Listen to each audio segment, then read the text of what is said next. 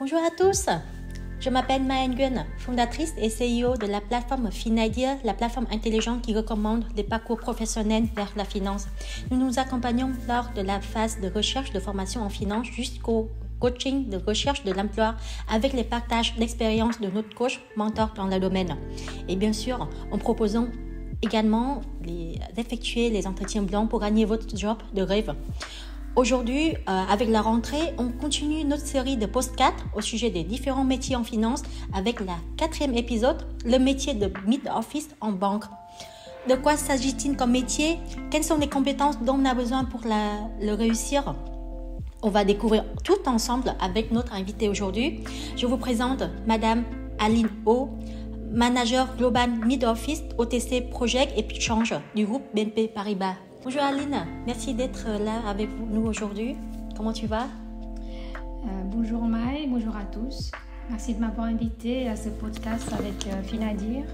Je suis très ravie de partager avec vous aujourd'hui sur mon parcours professionnel. Super. Du coup, pour commencer, est-ce que tu peux nous parler un peu de ton parcours et qu'est-ce qui te motive à choisir une carrière en mid-office au sein de la BNP Paribas?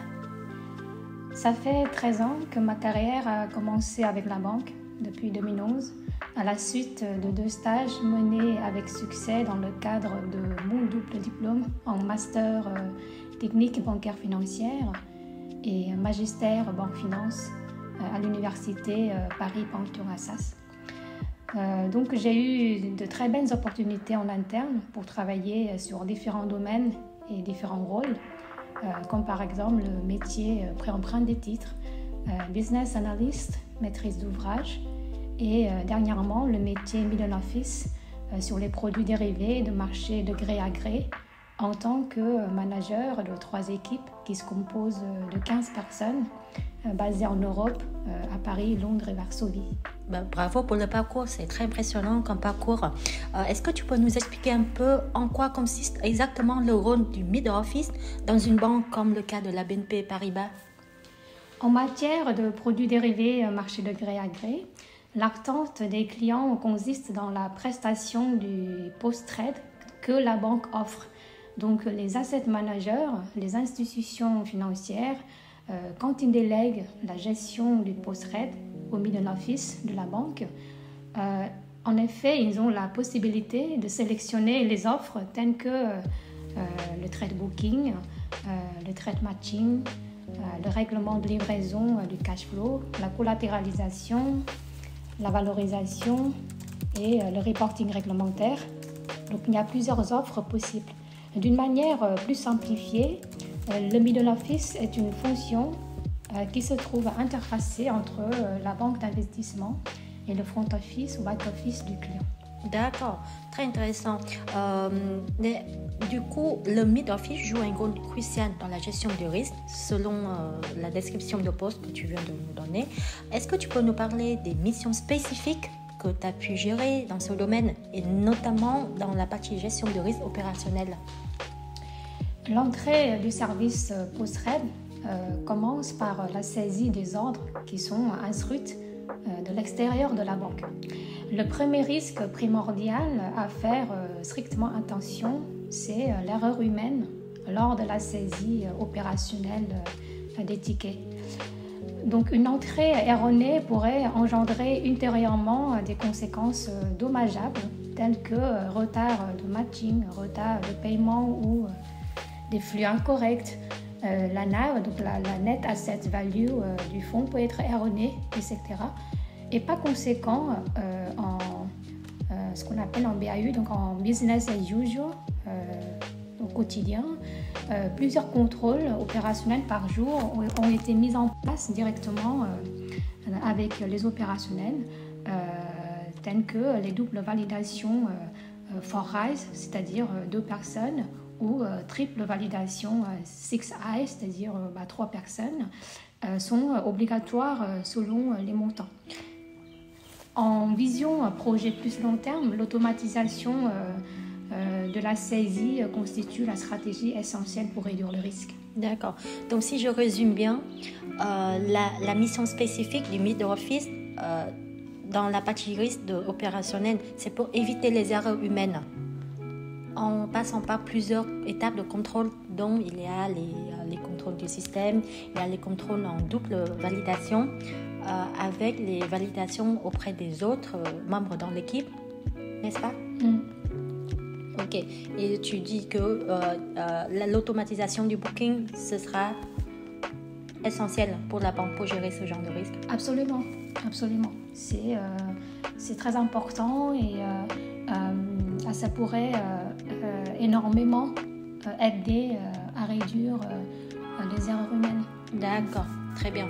Et en tant que manager de projet et de change du Global Mid Office OTC chez BNP Paribas, quelles sont tes principales responsabilités et comment ces responsabilités ont été évoluées au fil du temps? Le mandat principal, c'est de driver l'idée des projets de transformation complexes autour du middle office et de l'efficacité opérationnelle, de la définition du TOM, c'est-à-dire le Target Operating Model, de l'onboarding de nouveaux clients, du respect des normes réglementaires, de la satisfaction du client et de la maîtrise et élimination du risque, etc. Donc tu vois que c'est un mandat très très large qui s'évolue en fonction du business développé, en fonction du réglementaire et surtout en fonction de la direction prise par la banque. D'accord, donc effectivement c'est un mandat qui a beaucoup de responsabilités. Et est-ce qu'il y a un souvenir d'un défi que tu as pu surmonter depuis? Bien sûr, il y en a eu véritablement plusieurs challenges à plusieurs niveaux. C'était des expériences excitantes et inspirantes à la fois à retenir, quoi que l'on ait pu réussir ou non. Je pourrais t'en citer un qui me vient en tête.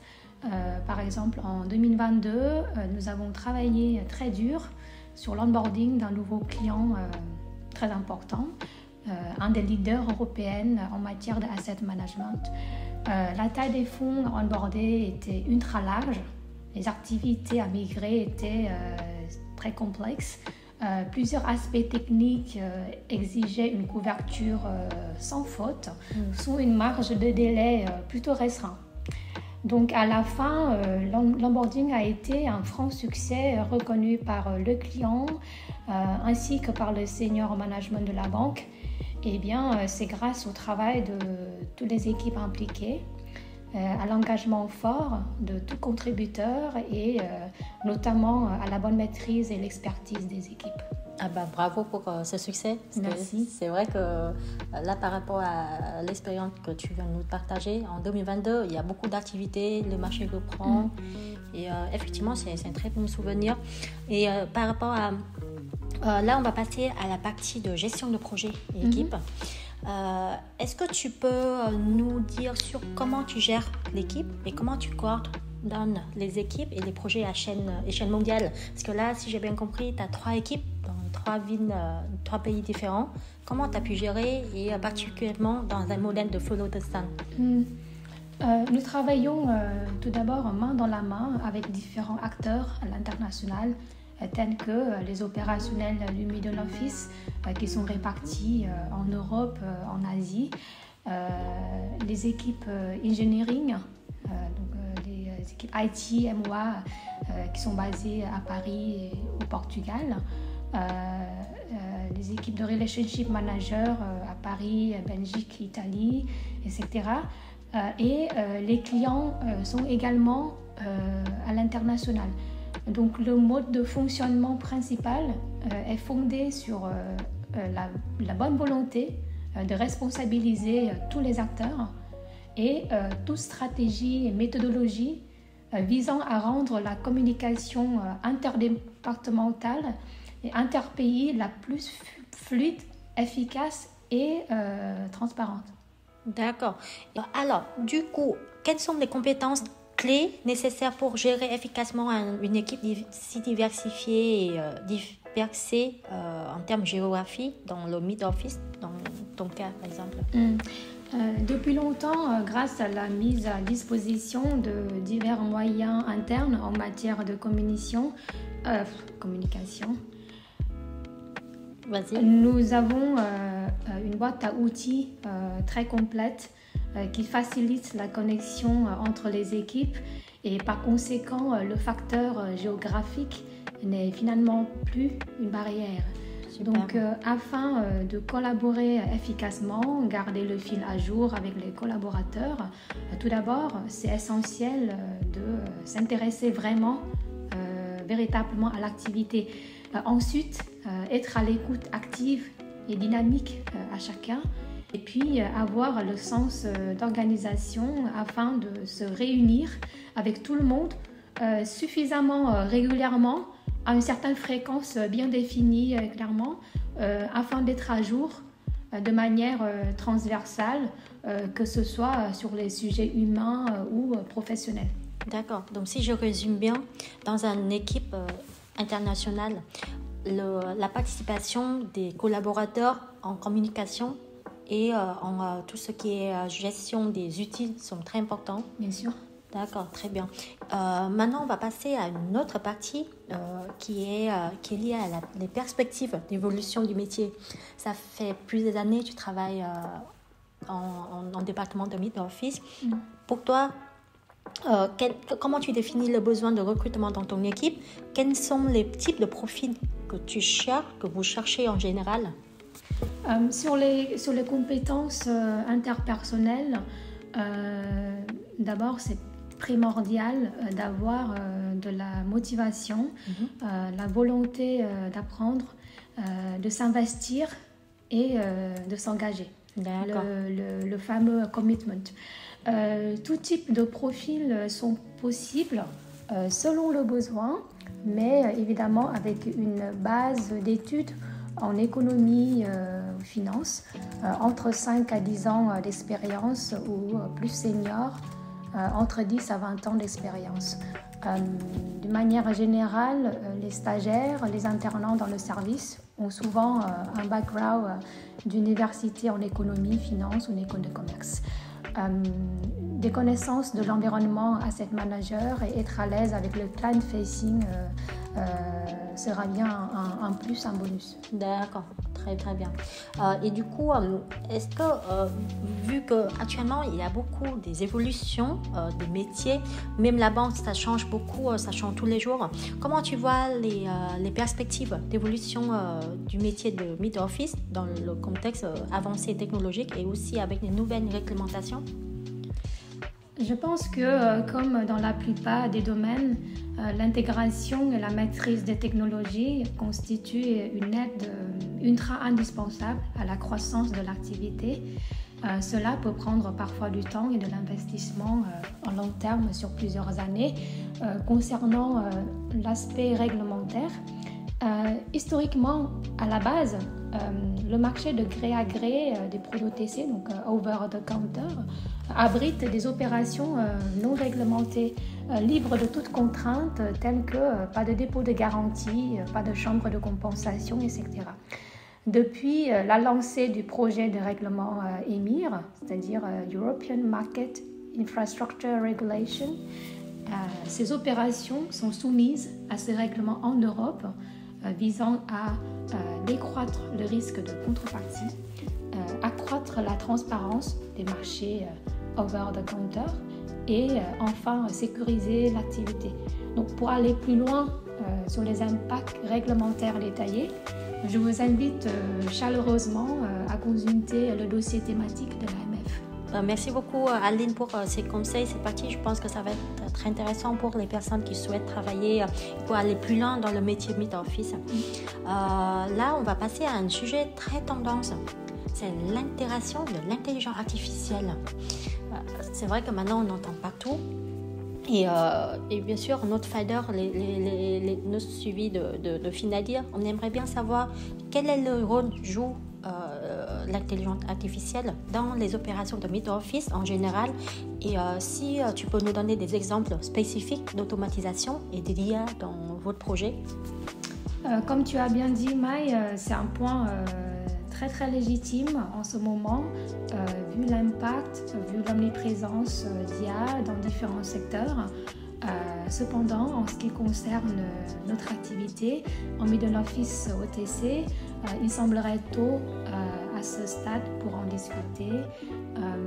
Dans un futur proche, peut-être, il y aura davantage de matières plus intéressantes, plus enrichissantes, mais pour l'instant, c'est peut-être prématuré. D'accord. Donc, si je résume bien, la place humaine, c'est encore très important dans ce métier, surtout sur la partie compétences de communication, les compétences soft skills et une base de connaissances en finance. Absolument. Très, très bien. Maintenant, on va passer à une partie très intéressante que nos traders sont intéressés. C'est comment on peut l'orienter professionnellement et par rapport au choix de formation. Tu nous as partagé comme quoi tu as fait les études au Panthéon-Assas et il me semble que tu as fait aussi un programme en anglais en Floride. Comment toutes ces études influencent ta carrière? Sortant diplômée double master de cette école française prestigieuse, donc Panthéon-Assas, m'a véritablement aidé à débuter ma carrière en tant que stagiaire. Notamment le diplôme en magistère banque finance à Panthéon-Assas est extrêmement réputé. C'est deuxième classement en France. Donc c'était en investissant à fond dans les stages pendant les études que j'ai pu décrocher le job au sein d'un tel grand groupe mondial comme BNP. Ensuite, mon programme d'apprentissage de l'anglais au sein de l'UNF, donc University of North Florida, était également une très très bonne initiative que j'encouragerais tous les finders à le faire. Peut-être pas forcément dans un programme similaire au sein de même établissement, mais l'idée c'est de maîtriser la langue étrangère et de vivre une expérience à l'international. Ça, c'est un conseil très intéressant parce que c'est vrai qu'en France, on a toujours tendance d'utiliser beaucoup le français dans le travail, mais pour travailler dans les grands groupes, tels que le BNP Paribas, l'anglais, c'est quelque chose d'essentiel. Tout à fait. Exactement. As-tu pu, à l'époque, est-ce que tu as pu avoir des programmes mentorat ou des conseils d'orientation qui t'aident pour tes choix professionnels vers le middle office? En réalité, c'était en vivant l'expérience directement que j'ai apprécié et décidé de continuer dans le domaine. La chance dans une banque, c'est d'avoir de multiples possibilités pour changer de poste, pour investir et cultiver dans de nouvelles zones de connaissances bancaires. Il y en a évidemment des sessions exploratrices aux nouveaux métiers ouverts à tout collaborateur. C'est très utile et très inspirant aussi. Alors, merci beaucoup Aline pour tous ces partages. Et vous savez, les fighters, on a déjà passé par beaucoup de thèmes intéressants. Donc voilà le parcours de Aline, les rôles et la gestion de projets d'équipe qu'elle a pu faire. C'est sa vision concernant les perspectives d'évolution du métier et l'intégration de l'intelligence artificielle dans ces métiers. Maintenant, selon notre tradition chez Finaidia, on réserve toujours un cadeau très intéressant pour vous, l'audience qui nous a suivis jusqu'à la fin. Les conseils exclusifs pour votre choix professionnel dans ce métier mid-office. Aline, si tu peux donner les conseils à nos fighters, quels sont les conseils que tu peux donner à ceux qui inspirent à une carrière en mid-office dans le secteur bancaire? Deux petits conseils peut-être très basiques, naturels, mais en même temps je trouve très utiles. C'est que si le métier vous inspire, vous plaît et que vous y voyez prochainement, donc d'abord intéressez-vous à fond à ce qui se passe autour de ce domaine qui vous inspire. Et puis deuxièmement, investissez-vous, focalisez dans le type de produit que vous vous projetez à gérer en tant que middle officer. Super. Et pour toi, quelles sont les qualités personnelles ou professionnelles que tu trouves le plus utiles dans ton rôle actuel, que peut-être ça peut inspirer les personnes qui s'intéressent à ce métier? Je conçois que d'être bon et d'être excellent dans ce que l'on fait n'est pas facile, mais ce n'est pas impossible. Il y en a plusieurs qualités dans la boîte à outils et j'aimerais partager avec vous 2 soft skills, c'est-à-dire les compétences interpersonnelles que je tenais à cultiver dans mon rôle actuel. Un, c'est avoir le sens de priorité, dans le sens où c'est clair en tête selon les circonstances, le qui, quoi, comment et pour quand. C'est en ayant le sens de priorité, l'avantage, c'est qu'en général, le sens d'organisation viendra pratiquement en parallèle. Et deuxièmement, être bon communicant dans le quotidien, à l'oral comme à l'écrit. Pourquoi? Parce que cela peut être manifesté également à travers des instances formelles, type des réunions, des comités, etc., ou informelles. Par exemple, des conversations avec l'équipe, avec collègues, des échanges réguliers, des prises de feedback, être à l'écoute, etc. Donc, la communication est ultra importante pour la réussite d'une équipe. Et donc, c'est comme ça que ça contribue en continu à de grands succès au niveau d'ensemble de la banque. Excellent. Merci beaucoup Aline pour tous ces partages.